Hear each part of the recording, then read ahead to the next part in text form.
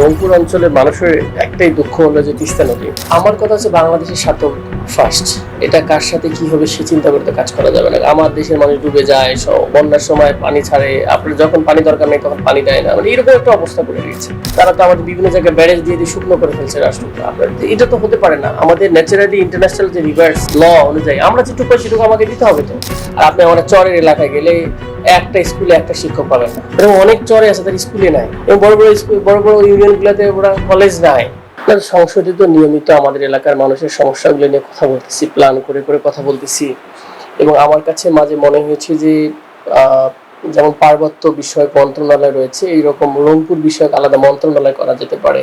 কারণ এটা পিছিয়ে রাখা, এর কারণটা হলো আমাদের এলাকার লিডারশিপরা তাদের সমস্যাগুলো পর্যাপ্ত পরিমাণে অ্যাড্রেস করতে পারে না ওইভাবে, যেটা রাষ্ট্রের কাছে নেওয়া যেতে পারে। এবং যেহেতু ব্যুরোক্রেটিক সিস্টেমের মধ্যে সব বাংলাদেশ, তো ব্যুরোক্রেটদের মধ্যে ম্যাক্সিমামই কিন্তু আপনি দেখবেন যে এই অঞ্চলের মানুষ, দক্ষিণ অঞ্চলের মানুষ পাবেন, তো ন্যাচারালি তাদের ফেভারে তারা বেশি নিয়ে যেতে পারে। তো এই অঞ্চলের মানুষ একদিকে ব্যুরোক্রেটসও কম, 2 নম্বর লিডাররা ওইভাবে অ্যাড্রেস করতে পারে নাই।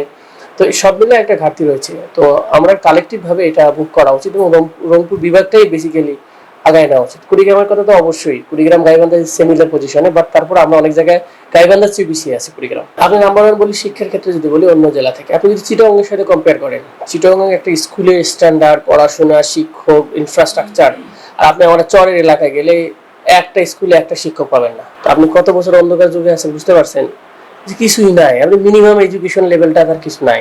এরকম অনেক চরে আছে তার স্কুলে নাই, এবং বড় বড় স্কুল বড় বড় ইউনিয়ন গুলাতে ওরা কলেজ নাই। মেয়েরা তাদের কলেজে পড়াশোনা, কারণ আপনি যে ডিস্টেন্স বেশি হয় মেয়েরা কিন্তু যাইতে চায়, ভয় পায়, ইন্টারমিডিয়েট এসএসসির পরে বিয়ে দিয়ে দেয়।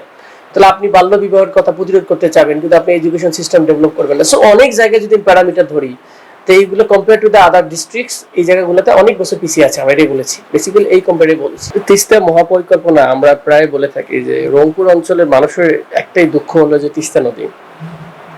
এই দুঃখটাকে সুখে পরিণত করার সময় যদি তিস্তা মহাপরিকল্পনা এক্সিকিউশন করা যায়, কারণ তখন নদীটা যথেষ্ট শাসন হবে, দুই সাইডের মানুষজনের ব্যবস্থা হবে।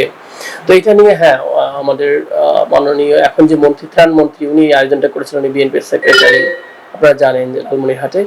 সো ওনার আয়োজনে তিস্তা বাঁচাও আন্দোলন ছিল, এবং তার আগে আমি এবং আক্তার হোসেন ভাই সহকারে গণশুনানি হয়েছিল একটা ওই উপদেষ্টাদের সময়, যে কিভাবে তিস্তা মহাপরিকল্পনা বাস্তবায়ন করা সম্ভব, জনগণের আকাঙ্ক্ষা কি।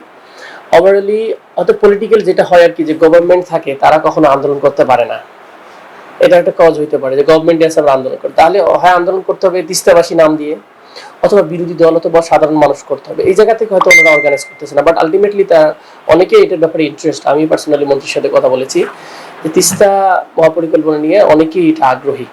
এটা কোথায় আটকাছে আমি জানি না। আমার কথা হচ্ছে বাংলাদেশের স্বার্থ ফার্স্ট। এটা কার সাথে কি হবে সে চিন্তা করতে কাজ করা যাবে না। আমার দেশের মানুষ ডুবে যায়, বন্যার সময় পানি ছাড়ে, আপনার যখন পানি দরকার নেই তখন পানি দেয় না, মানে এরকম একটা অবস্থা করে দিয়েছে। তো আমার দেশের স্বার্থের জন্য আমার যা করা যাবে তাই করতে হবে, ঠিক আছে? অন্যরা কি করবে সেটা দেখার বিষয় না। এটা গভর্নমেন্টের মানে সদিচ্ছার উপর, সে কতটুকু আমার দেশের ইন্টারেস্টটা সার্ভ করবে। তারা তো আমাদের বিভিন্ন জায়গায় ব্যারেজ দিয়ে শুকনো করে ফেলছে রাষ্ট্রগুলো। আপনার এটা তো হতে পারে না। আমাদের ন্যাচারালি ইন্টারন্যাশনাল যে রিভার্স ল অনুযায়ী আমরা যেটুকু পাই সেটুকু আমাকে দিতে হবে। তো রংপুরে যাচ্ছে, হয়তো আমরা চাই এটা খুব দ্রুত হোক, কারণ এটা গ্যাসের সাথে অনেক কিছু জড়িত। শিল্প কারখানা হওয়া জরুরি। যেমন আমাদের এলাকার কথাই বলি, আমাদের বেসিক আছে, বেসিক মডার মতো অবস্থা। আমাদের একটা ভুটানের ইকোনমিক জোন হওয়ার কথা ছিল, সেটা স্টপ হয়ে আছে। তো এগুলো প্রসিড দরকার, এগুলোকে দ্রুত হলে সেই অঞ্চলে মানুষের পরিবর্তন আসবে শিল্প কারখানার মাধ্যমে। বাধার চেয়ে বড় বিষয় হচ্ছে সদিচ্ছা দরকার। আপনার সদিচ্ছা থাকলে আপনি ইউ ক্যান ডু দ্যাট। আর সদিচ্ছার পাশাপাশি পার্সিউ করতে হয়, নিয়মিত এটাকে ফোকাস করতে হয়, যেটা আমার করতে হবে, এই অঞ্চলে মানুষের পরিবর্তন করতে হবে, কিন্তু মুখে লিপ সার্ভিস না।